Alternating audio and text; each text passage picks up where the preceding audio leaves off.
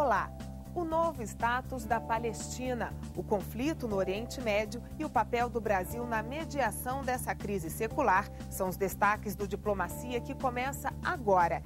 Aquilo é o pavio que pode acender uma nova guerra mundial. E para analisar essa situação, o Diplomacia também recebe o Ayatollah Mohsen Koumi, vice-líder supremo do Irã. E você vai ver mais. Sócio novo no clube. Depois da Venezuela, agora é a Bolívia que decide ingressar no Mercosul. Saudamos seu caminho para adesão ao Mercosul como Estado parte. A entrada da Bolívia torna o Mercosul muito mais forte. Para não dizer que não falei das flores, floricultores sentem a crise internacional e apostam no mercado interno. É um mercado que pode crescer ainda muito mais. No Arte e Diplomacia, os desenhos de Jean-Baptiste Debré e nas colunas culturais, o jazz de Pat Metheny e a análise do documentário Checkpoint. E ao longo do programa você acompanha o ensaio fotográfico de Cefa Siqueira sobre a Palestina e Israel.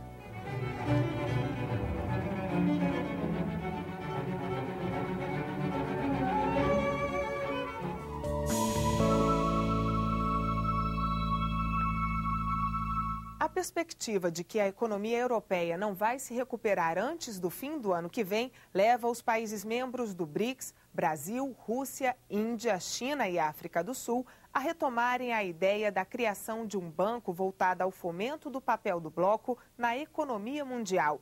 Já está agendada uma reunião dos ministros das finanças dos 5 países para o primeiro trimestre do próximo ano. A ideia é que o Banco dos BRICS apoie principalmente os projetos de infraestrutura.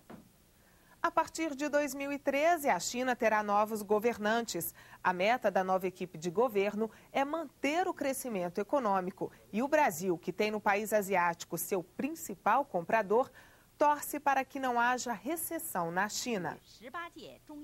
Os novos líderes da China foram escolhidos em novembro com a promessa de dobrar a renda per capita do país até 2020. Xi Jinping foi confirmado pelo Congresso do Partido Comunista Chinês como novo presidente. Ele deverá ficar no poder pelos próximos 10 anos. Em 2016, a economia chinesa deverá ultrapassar a dos Estados Unidos. Por ter uma relação próxima com os militares e defender as empresas estatais, o novo presidente é considerado conservador, assim como a maioria dos 7 novos políticos que assumiram a liderança da China. Um dos que já tem familiaridade com o Brasil é o ex-vice-primeiro-ministro Wang Qishan. Ele é figura-chave em assuntos de economia global, mas foi escolhido para comandar o programa anticorrupção do governo. A China já se tornou o principal parceiro comercial do Brasil, importando daqui principalmente minérios e produtos agrícolas. A pauta de exportação do Brasil para a China está muito concentrada em petróleo, em minério de ferro e em soja. É uma concentração absurda, 80% da nossa produção da nossa exportação à China, ela era produtos primários, esses 3 produtos primários, né? Por enquanto, a China vai crescendo e vai continuar comprando. As relações econômicas e comerciais da China estão crescendo de uma maneira muito rápida e completa. As empresas chinesas estão prestando cada vez mais atenção a esse desempenho econômico da parte do Brasil. E está cada vez mais interessado de fazer cooperação com a parte brasileira. A América do Sul se tornou o principal destino dos investimentos chineses em 2010, com exceção da América do Norte, onde os chineses apostam principalmente no setor financeiro e em outros serviços. O foco no restante do mundo são o petróleo e o gás, além de outros tipos de minério. O comércio entre Brasil e China, que não chegava a 800 milhões de dólares em 89, passou de 77 bilhões em 2011, com um saldo recorde para o Brasil superior a 11 bilhões. Pelos resultados parciais, 2012 deverá fechar com um desempenho bem menor. Até outubro, as trocas comerciais não chegavam aos 6 bilhões e meio de dólares. O Brasil, ele está, eu acho até que ainda engateando em relação a sua atividade comercial, tá certo, com a China. Acho que outros países se adiantaram muito mais, como foi o caso dos Estados Unidos, como é o caso dos outros países que estão ali no Sudeste Asiático e mesmo a Europa. O chinês vai começar a comer carne de vaca, carne de boi, de gado, né? Porque a renda está aumentando. Por outro lado, nós precisamos vender produtos de maior tecnologia para lá. Esse é um desafio grande. Nós estamos desenvolvendo tecnologia para aproveitar, com o que temos de sol, aproveitar a energia solar, a energia eólica. No entanto, nós importamos todas as placas do exterior. Hoje estamos importando, inclusive, placas da China. Nós temos que estar vendendo placas para a China e não importando placas da China. Para fazer uma torre para produzir energia eólica, nós estamos comprando as chapas de aço no exterior, quando nós temos o ferro que produz o aço. Então, quer dizer, essas aberrações precisam ser resolvidas dentro do Brasil, com um compromisso de governo, de Estado, mas também um compromisso do setor empreendedor. Os brasileiros formam a maior comunidade de estrangeiros residentes em Portugal.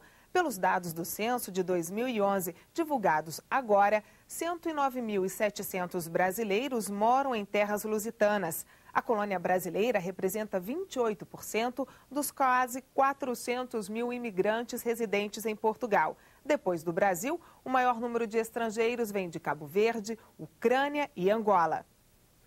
2012 chega ao fim com o Mercosul politicamente fortalecido. Além da entrada da Venezuela no meio do ano, agora é a Bolívia que bate às portas do bloco. E o Equador já estuda as adaptações econômicas necessárias para também aderir ao bloco.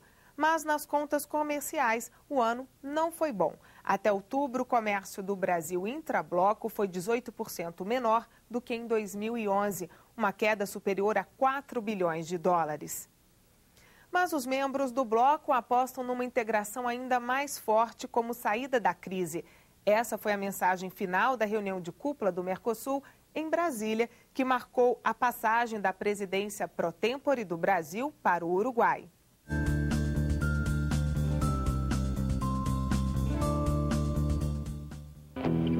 Nos últimos 6 meses, a principal tarefa do Brasil foi negociar com a Venezuela prazos para a incorporação plena ao Mercosul. O país entrou no bloco em agosto deste ano. A incorporação de um país pode parecer um ato simples, né? Como diz, olha, eu quero entrar, aí os outros dizem, pode entrar e está feito. Não, tem toda uma parte importante de negociação. A cúpula de Brasília foi a primeira reunião em que a Venezuela participou como membro pleno. O presidente Hugo Chávez, que se trata de um câncer na pelvis, não veio. Foi representado pelo ministro de Minas e Energia e presidente da petroleira PDVSA, Rafael Ramírez. Ficou definido que até 5 de abril do ano que vem, a Venezuela vai cumprir 1/3 das normativas do bloco. A previsão é que a integração plena seja concluída em 4 anos. Uma das características que a entrada da Venezuela traz ao Mercosul é ilustrar que o Mercosul para o Brasil não pode envolver só a parte sul do país, envolver o Nordeste, o Norte. Com a Venezuela, o Mercosul passa a representar a 5ª economia mundial.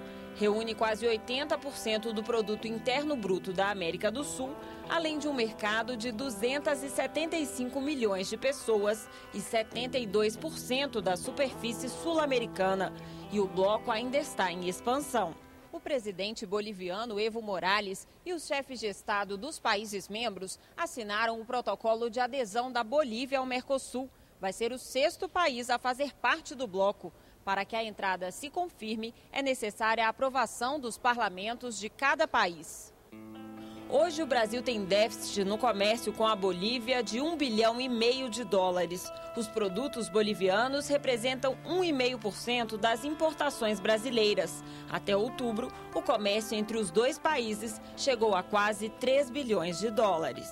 As exportações de gás boliviano para o Brasil fazem com que esse país seja um dos poucos que tem um superávit comercial conosco. O Equador também tem interesse em fazer parte, mas por enquanto continua como Estado associado. Para entrar al Mercosur tendríamos que adoptar el arancel externo común. Eso limita nuestra política comercial y particularmente la política arancelaria. Así que estamos acabando todos los estudios para tomar uma decisão definitiva. Os presidentes da Guiana e do Suriname também vieram a Brasília e foram convidados a participar do Mercosul como estados associados. Mais um esforço para estender o bloco até o Caribe. We, of course, try to see how we can benefit from the process of Mercosul. Eu fico, e creio que falo em nome de todos, muito feliz em ver que o Mercosul está se consolidando em um ideal de integração cada vez mais sul-americano. Definitivamente, um novo Mercosul está em marcha. A ampliação do Mercosul se dá no momento em que os países membros do bloco estão preocupados com a crise internacional. Até outubro, o comércio na região foi 18% menor do que no ano passado. Para alguns parlamentares, a crise não é o único motivo da queda. Esse protecionismo argentino prejudica muito as exportações brasileiras. O Brasil tem na Argentina um grande mercado. Os presidentes sul-americanos, inclusive a argentina Cristina Kirchner, dizem que confiam na expansão do mercado regional para superar os problemas econômicos. O mundo está atravessando uma crise muito profunda e o que devemos fazer los países de la región es profundizar aún más la unidad regional para evitar que nuestras sociedades, que han protagonizado esta década ganada con crecimiento económico e inclusión social como nunca antes se había visto, no se vean perjudicadas por la tragedia de lo que está sucediendo en las economías desarrolladas. La situación de Europa, que probablemente cree la paradoja de que existan de pronto condiciones para poder intercambiar y negociar como no se pudo en el pasado. Me refiero a aquellas viejas trabas del proteccionismo agrícola, etc. Podría haber um clima mais favorável. Nosso desafio agora é o de materializar em nossos países uma antiga aspiração. A aspiração de sermos, além de grandes provedores de alimentos, matéria-primas, minérios e energias para o mundo, sermos também provedores de manufatura, portadores de conhecimento, capazes, entre nós, de criar ciência, tecnologia e de inovar.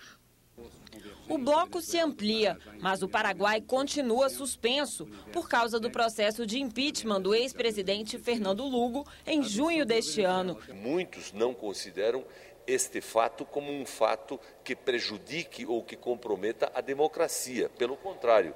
A expectativa é que o país retorne após as eleições presidenciais, marcadas para abril do ano que vem. O que nós temos que fazer agora é buscar, com a eleição em abril do ano que vem, no Paraguai, se essa eleição teve caráter democrático, se é democrático, e ver se o Paraguai deseja voltar ou não para o Mercosul. O Mercosul passa por grandes mudanças até o meio do ano que vem, além da incorporação da Venezuela, da entrada da Bolívia e da decisão sobre o retorno do Paraguai no próximo semestre. Os países membros vão ter que escolher quem assume a presidência do bloco após o Uruguai. Pela regra da ordem alfabética, seria a Venezuela, mas a sucessão ainda não está definida. O certo é que o futuro vai ser de muitos desafios para o Mercosul, não apenas nos aspectos políticos. A seguir, a crise do Oriente Médio e o papel do Brasil na busca da paz na região. A gente volta já já.